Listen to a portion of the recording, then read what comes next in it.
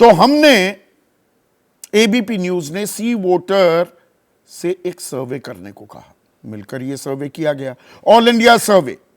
इस सर्वे में 5403 लोगों की राय ली गई और यह बिल्कुल त्वरित सर्वे है। विशेष सत्र खत्म होने के बाद कल, बीते कल की बात कर रहा हूं, शनिवार से आज दोपहर तक यह सर्वे किया गया है और इसमें जो गलती की गुंजाइश जो है वो प्लस माइनस 3 से लेकर 5% की है। तो हमने सवाल क्या पूछा, बिना लार लपेट मैं ये चर्चा शुरू करने वाला हूं और इससे पहले कि मेहमानों का परिचय कराऊं, और कोई राजनीतिक मेहमान नहीं, वरिष्ठ पत्रकार और विश्लेषक हैं आज।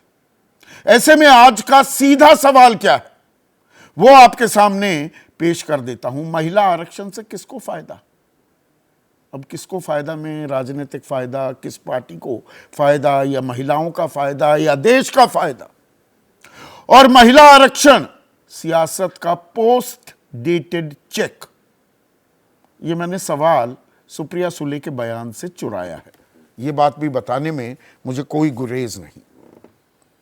तो पहला सवाल हमने क्या पूछा, क्या आप लोकसभा विधानसभा में 33% महिलाओं के आरक्षण वाले बिल का समर्थन करते हैं? 75%, 3/4 लोगों ने कहा कि हां हम इसका समर्थन करते हैं। यह अपने आप में एक बड़ा हार्टनिंग सा फिगर है। दिल खुश होता है कि महिलाओं को बराबरी का हक, समानता का हक देने के लिए देश की 3/4 जनता हामी भर रही है। तो हमारे एक्सपर्ट्स क्या सोचते हैं इस बारे में? स्टूडियो में मेरे साथ विजय त्रिवेदी, वरिष्ठ पत्रकार हैं, किसी परिचय के मोहताज नहीं, राजनीतिक विश्लेषक अभय कुमार दुबे, हिंदुस्तान टाइम्स के पॉलिटिकल एडिटर विनोद शर्मा, जाने माने सोशल साइंटिस्ट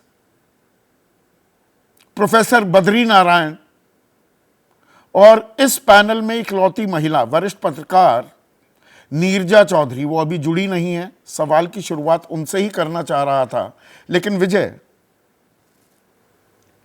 महिलाओं को आरक्षण मिलना चाहिए लोकसभा, ये अभी और कहीं तक नहीं है, ये भी हमें समझना चाहिए। 3/4 जनता का कहना कि हां मिलना चाहिए, ये एजेंट ऑफ चेंज के तौर पर जो इस कदम को देखा जा रहा है, वक्त बदल रहा है, मानस भी बदल रहा है क्या? ये जो आपने पहला सवाल पूछा और 75% लोग कह रहे हैं, यही कारण है जिसकी वजह से ये बिल सब राजनीतिक दलों ने पास कर दिया। जो 27 साल से जिस वजह से पास नहीं हो रहा था, जो एक बड़ी वजह ओबीसी की बताई गई थी, उस बिना ओबीसी के भी ये बिल पास हो गया, क्योंकि देश की 2/3 नहीं 3/4 आबादी चाहती है कि महिलाओं को बराबरी का हक मिले। और किसी राजनीतिक दल में अब ये हिम्मत नहीं थी। ये किसी एक पार्टी को क्रेडिट देने की बात नहीं है। बीजेपी, ये सवाल भी पूछा, उस पर भी आगे आएंगे। लेकिन 75% जनता जब ये समझती है कि महिलाओं को बराबरी का हक मिलना चाहिए, तो राजनीतिक दलों की हिम्मत नहीं हो सकती कि वो इससे इतर जाएं। समझे, ये एक बहुत महत्वपूर्ण बात है। 27 साल में बहुत पानी बह गया। 27 साल पहले मैं तो उस पूरे बिल के साथ लंबे समय तक जुड़ा रहा। गीता मुखर्जी जब देवेगौड़ा साहब ने रखा था, और फिर गीता मुखर्जी कमेटी बनी, फिर कांग्रेस के वक्त में भी कमेटी बनी, वाजपेयी सरकार के वक्त में भी बड़ा काम हुआ इस पर।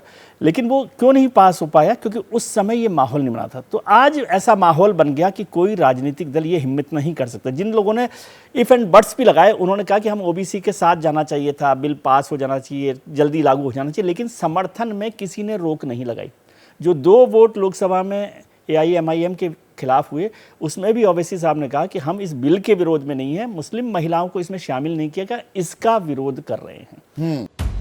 खबरों की तह तक जाना और सच खोज के लाना, ताकि आप रहें आगे।